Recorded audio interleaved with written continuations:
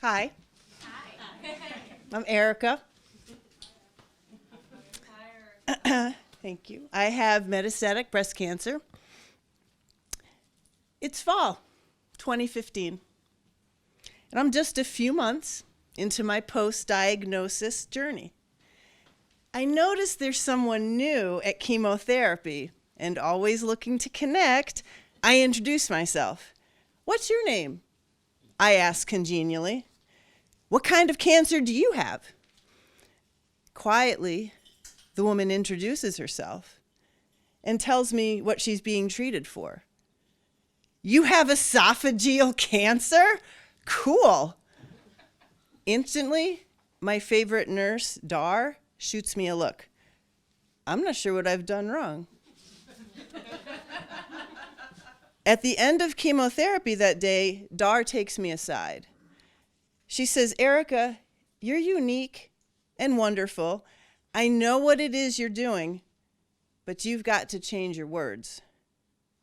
I am shocked.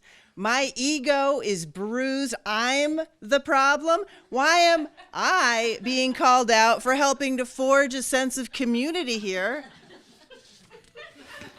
Later, after I calm down, I realize Nurse Dar is right. My choice of words matters. Just because I'm excited and curious to learn more about other forms of cancer and the people who have them doesn't mean I can impose my perspective. If I want more info, that's what the internet's for. If I want to connect with somebody new, I need to understand that they might not share my upbeat outlook, especially when it comes to terminal illness. I never want my verbal clumsiness to be off-putting, offensive, or distancing to the very people I'm looking to befriend. I also realize that by approaching a stranger at chemotherapy in my signature lighthearted cocktail party style way, I am doing exactly what I have been asking others not to do to me, forcing my viewpoint on someone else. I might feel like we are all in this together, but as the saying goes, when you meet one person with cancer, you meet one person with cancer. No two cancer journeys are alike. I have stage 4 breast cancer. Like the Super Bowl, cancer staging inexplicably uses Roman numerals. I am grateful when I get this diagnosis. My disease has a name, my oncologist has a plan, and my prognosis is measured in years. Not a lot of them, but I'll take it. Stage 4 is the killing kind of breast cancer, but I don't hold a grudge. It's an opportunistic conqueror. It doesn't mean to off me. It's just a side effect of its metastatic hostile takeover. The armies advance and colonize my liver, or claim my brain like pilgrims traded for land with the native populations, or declare eminent domain in my lungs. Stage 4 is by definition metastatic. Treatments are designed only to attempt to halt cancer progression or at least slow it down. From the very first step of my journey, I feel chosen by breast cancer. I view my cancer as a long-haul chronic disease to manage, not the end. It's my dance partner. We rise and fall and spiral together. After 2.5 years of dancing, I have lost countless friends to cancer, and my end is coming sooner than later. But I still feel like I was selected for this experience, for this dance. At each phase of the journey, when I reach out to family and friends, I learn very quickly how much everyone wants to help. There is so much love immediately directed my way. But I also learn that people have very strong opinions about cancer and treatments. It's like sports teams or ice cream.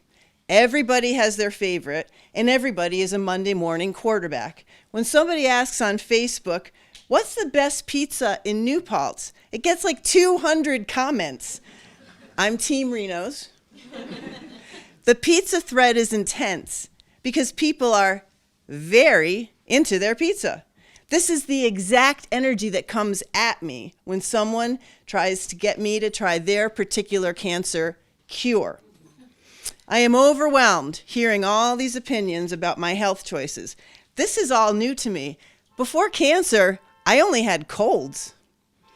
In the beginning of my cancer journey, there's so much I don't know yet. Should I go to Sloan Kettering for a second opinion? Trek to Boston? Who's the expert in my specific type of breast cancer? Because I know so little, I'm open to what people have to say. Suddenly, I'm receiving a lot of information, not just from people who are close to me, but from acquaintances who haven't seen me in years.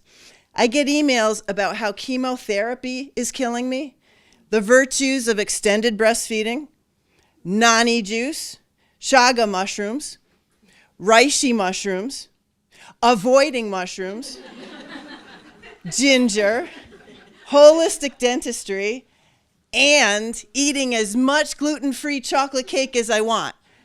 That's mine. All right. Here's the thing.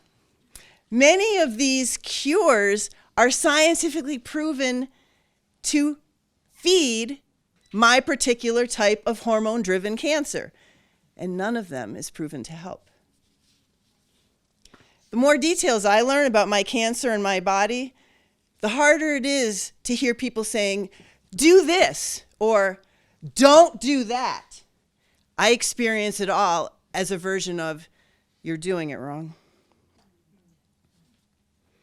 People aren't curious about my specific type of cancer, or even if I want their suggestions. They're just giving them. Each emailed cure feels like a dagger.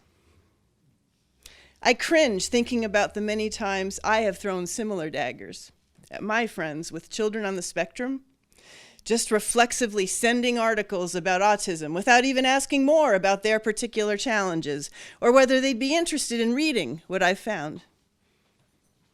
I know that people do this with the best possible intentions, but that's also the exact description of the road to hell.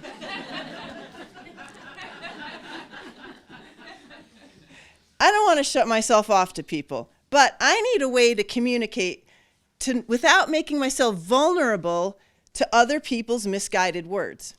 I need a way to share the same information 1,000,000 times with 1,000,000 different people.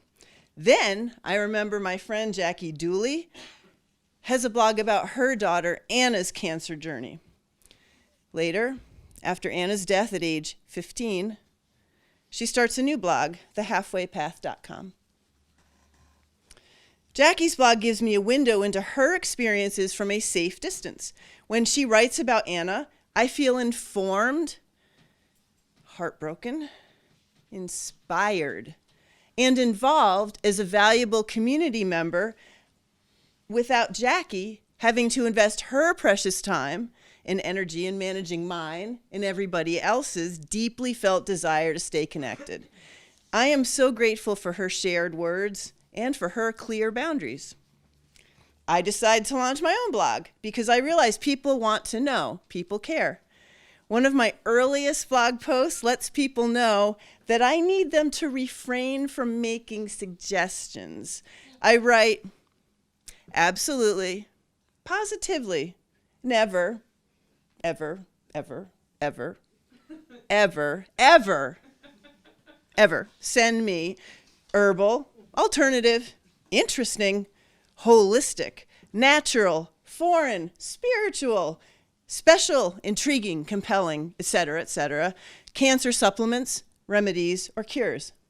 What I do need and crave is your amazing support and love for me and my family. I have an extensive team of experts working with me on the cancer wellness part. My message is received loud and clear. People stop sending me cures and start sending me more of what I want. Stewart's extra thick mint chip milkshakes, meals from Karma Road and Panera, Panerica, Erica, Panerica. They volunteer to drive me to support groups and the post office and my kids to soccer and archery and drama. They organize a healing circle. They clean my basement. Words matter. Mine, yours. Not everyone sees the can in cancer, and I can't force them to any more than they can force me to drink nani juice. My view of cancer is a gift of mine, but I can't make anyone else see it that way, just as I can't tell them how to treat their own chronic or terminal illnesses. Now, I've learned to let them teach me about their fibromyalgia, Lyme disease, rheumatoid arthritis, or their experience caring for a loved one who's ailing. And if they prefer, I let them be silent, even though silence is not typically the Erica way. This Erica way of looking at things didn't start with cancer, by the way. I tend to greet most chapters of my life, including cancer, with wonder. Also, with Coca-Cola and chocolate, preferably Lagusta's Luscious Chocolate Bonbons. Are you writing it down? Lagusta, L-A-G-U. Each new chapter is a gift, and also an opportunity to give myself gifts, to celebrate the milestones, gifts upon gifts. I'm thankful for all of them. Thank you, Cancer. Thank you for the advance notice of my forthcoming demise. Thank you for giving me new tools to connect with others in a more gentle way. Thank you for pressuring me, but also giving me enough time to buy my natural green burial plot in Tilson. Thank you for giving me the challenging yet loving task of preparing to leave my children and husband when it's my time to die. Thank you for the gift of pain, the worst pain in my life, and the miraculous feeling of that pain retreating. Thank you, Cancer, for new questions. Thank you for engaging me in so many dimensions. Thank you for the support of Breast Cancer Options, Omega Institute, Sparrow's Nest, Runer Cancer Support Center, Jack and Jill Cancer Foundation, Inheritance of Hope, Mental Health Association. All love to TMI Project for your incredible heart-opening work.